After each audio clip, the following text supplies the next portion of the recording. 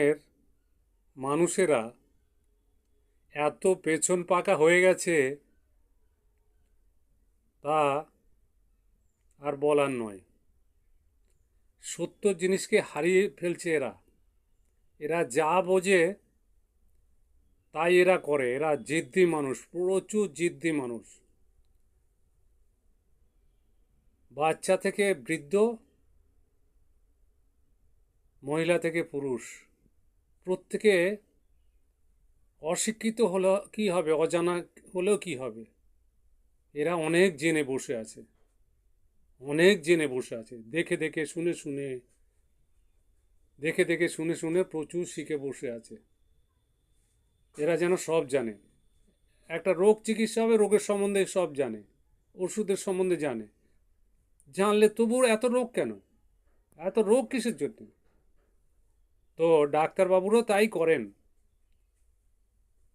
করেন। ওদের মনের রোগ। ওরা না শিখে এরা অনেক শিক্ষিত দেখাচ্ছে।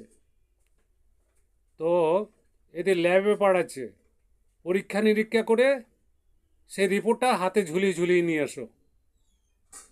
আর বয়স্ক হলে তার মরণ, আর বাচ্চা হলে, আধ বয়সী হলে অকেজো হয়ে গেল। রোগ সারলো কি সারলো না, ঘুরে বেড়াচ্ছে এই ডাক্তার ওই ডাক্তার এই করে করে। হ্যাঁ, ডাক্তারকে সুযোগ দিচ্ছে না রোগটা সারাবার জন্য। তাহলে কি করবেন? পেছন পাকা, প্রচুর পেছন পাকা, যেটাকে এই চুরে পাকা বলে। তো ঠিকই আছে।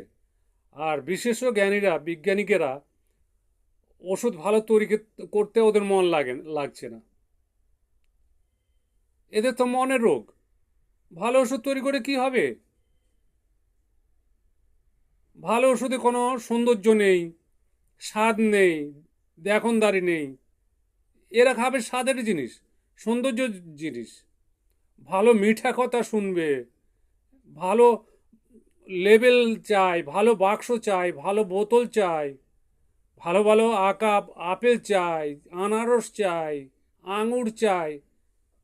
বোতলের ভিতরে না থাক, গুণতম নাই থাক, তাহলে এরা এগুলো খুঁজবে। তাহলে রোগটা সারবে কী করে? কোম্পানিও তাই দেখছে। এরা কোম্পানিও বিপদে পড়েছে, আর বিজ্ঞানিকও বিপদে পড়েছে। এরা এত এঁচুড়ে পাকা, বাচ্চা থেকে বৃদ্ধ, এত এঁচুড়ে পাকা, ডাক্তারের উপর দিয়ে চলে, সব জেনে বসে আছে। এই জগতের সমস্ত মানুষ এরকম দেখি।